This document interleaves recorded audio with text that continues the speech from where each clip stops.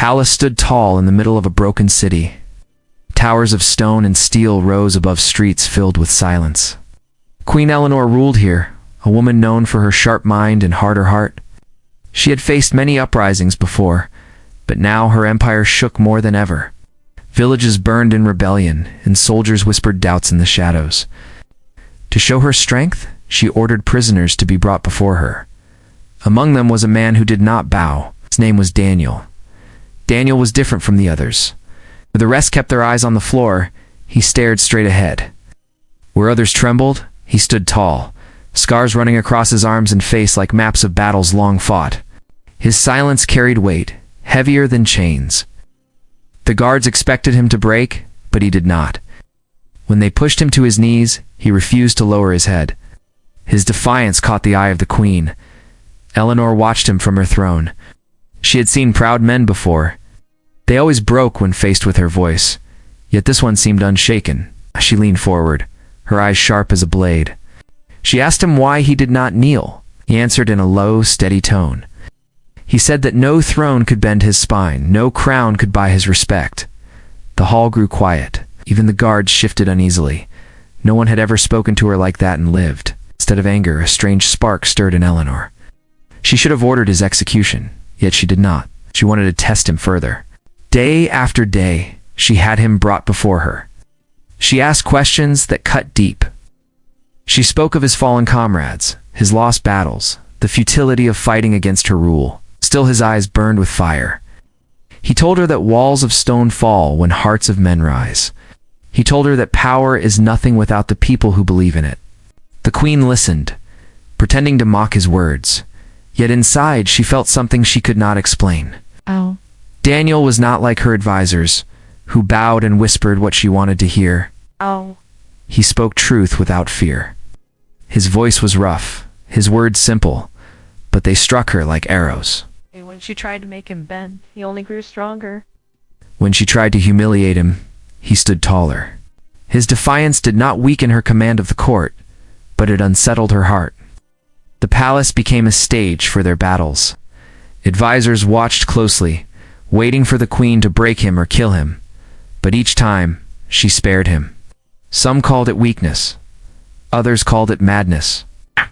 Yet Eleanor could not let go of the fire she saw in him. She told herself it was curiosity, a game, but it felt like more. His presence lingered in her thoughts even after the court was empty. His voice echoed in her mind when she sat alone in her chambers. Daniel, for his part, did not seek her favor. He did not beg for mercy or speak of freedom as a plea. He spoke as a man who knew pain and still chose to stand.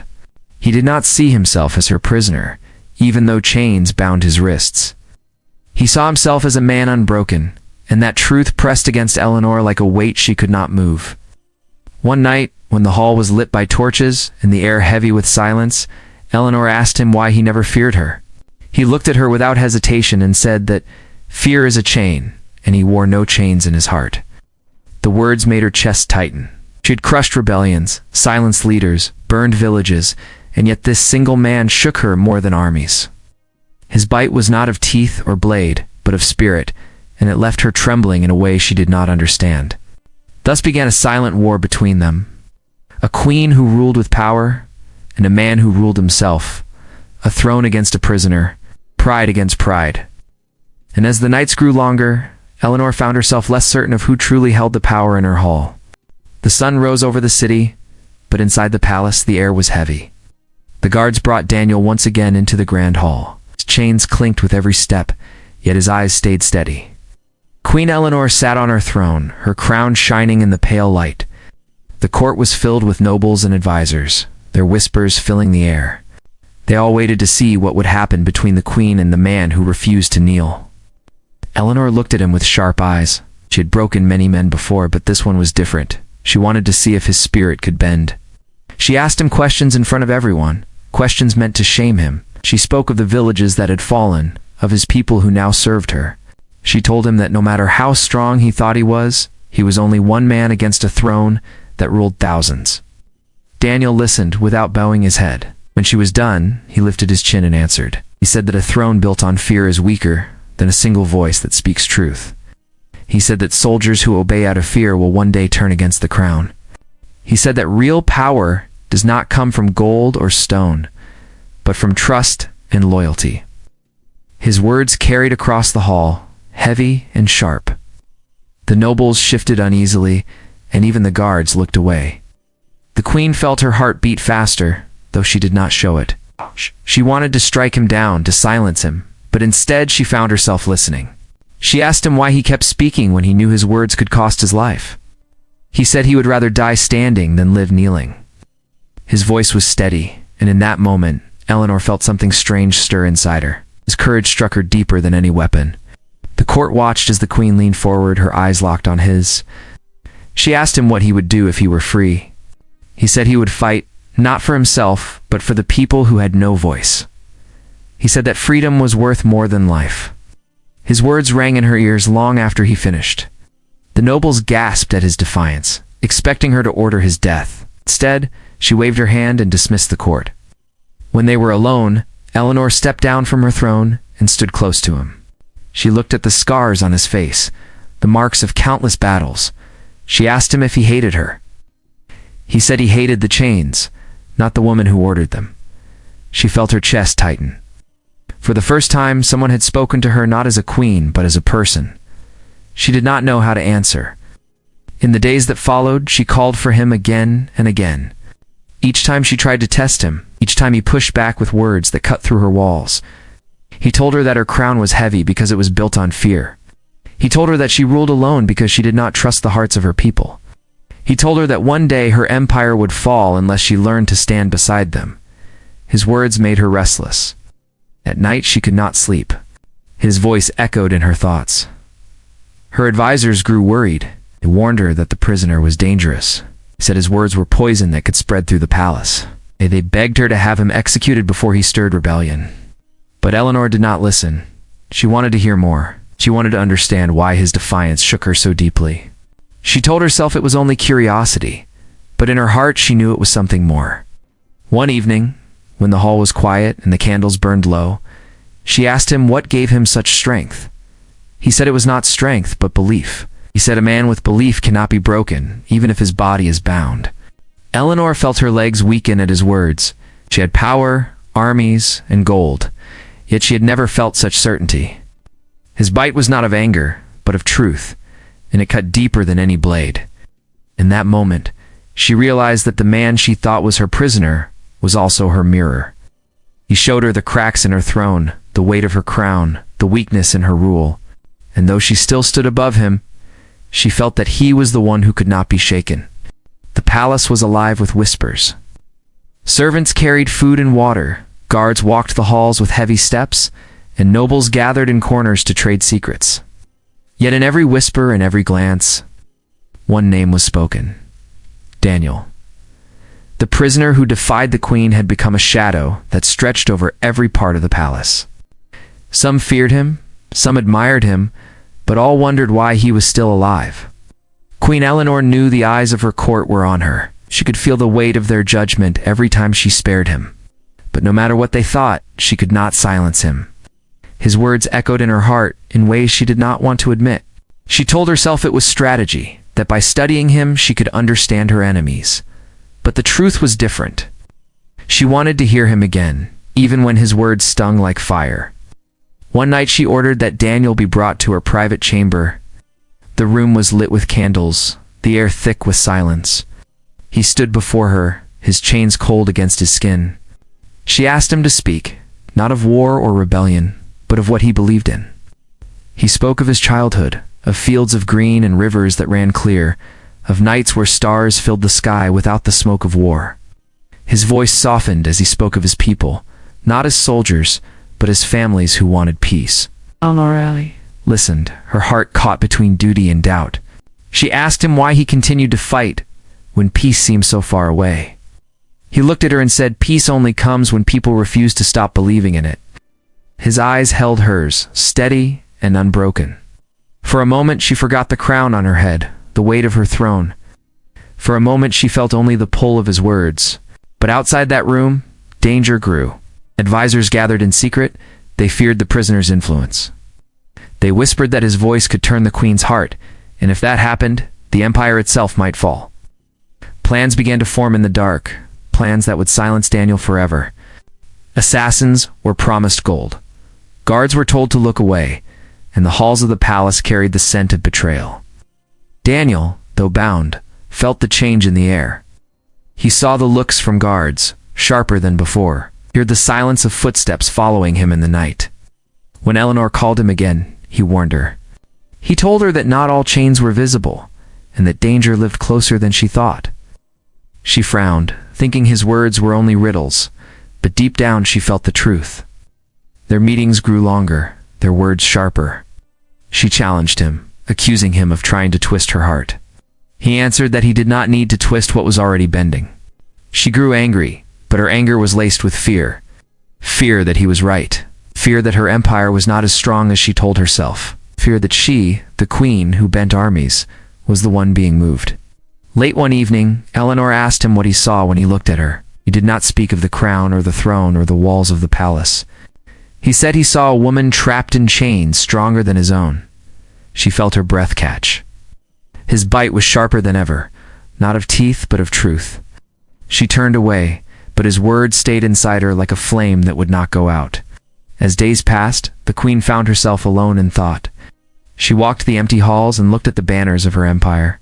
She remembered battles fought and victories won, yet none of them gave her the strength she felt when Daniel spoke.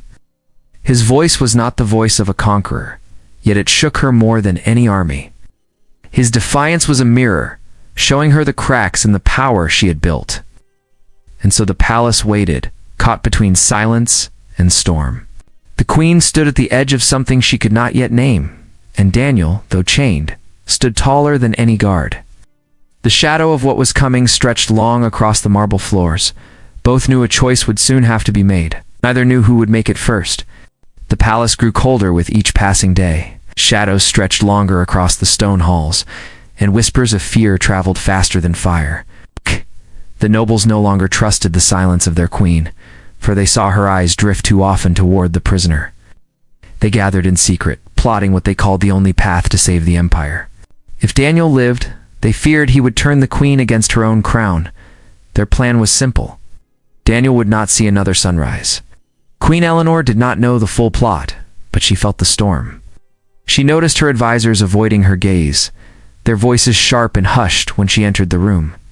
She felt the weight of their anger every time she spared the prisoner. Still, she called for him, bringing him to her chamber when the halls grew quiet. His words had become her fire, the only thing that pierced the cold walls of her throne. One night Daniel warned her.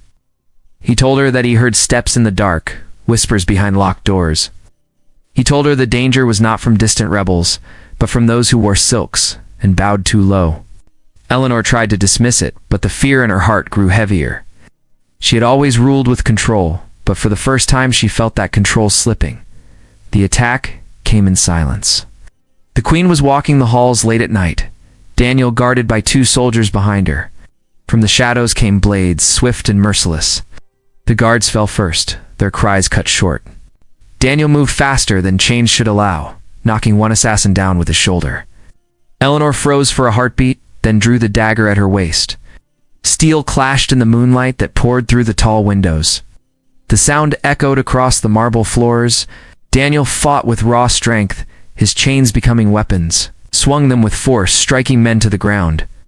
Eleanor, though untrained for battle, stood close to him. She drove her dagger into the arm of a man who tried to strike Daniel from behind.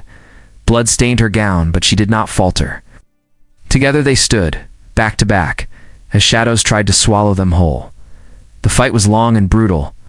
By the end, the floor was marked with blood, and the last of the attackers fled into the night. Eleanor's breath came heavy, her hands shaking, but her eyes burned with fire. She looked at Daniel, his chest rising and falling, chains broken from the struggle. In that moment, she saw not a prisoner, but a man who had saved her life. The lines between ruler and captive blurred, swept away by the storm of battle. When more guards arrived, they found the queen standing beside Daniel, both stained with blood. The advisors rushed in, their faces pale. Eleanor saw the truth in their eyes. They had sent the killers. Rage filled her heart, but she hid it beneath calm words. She declared to the court that Daniel had saved her life, and that any who questioned his place would answer to her. Whispers spread through the palace faster than ever before.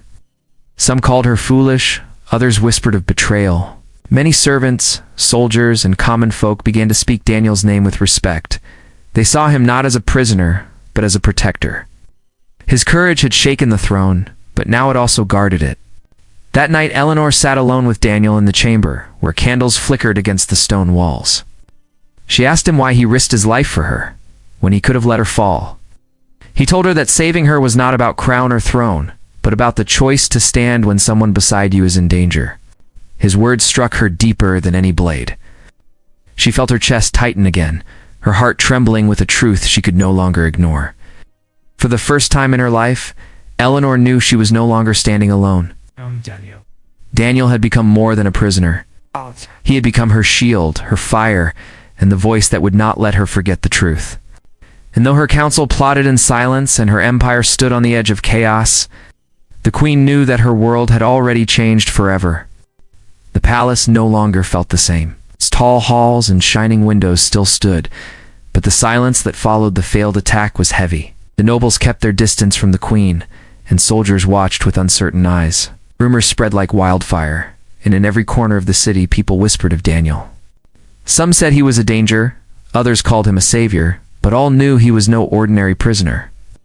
Queen Eleanor walked the halls with her head high, but inside her heart was in turmoil.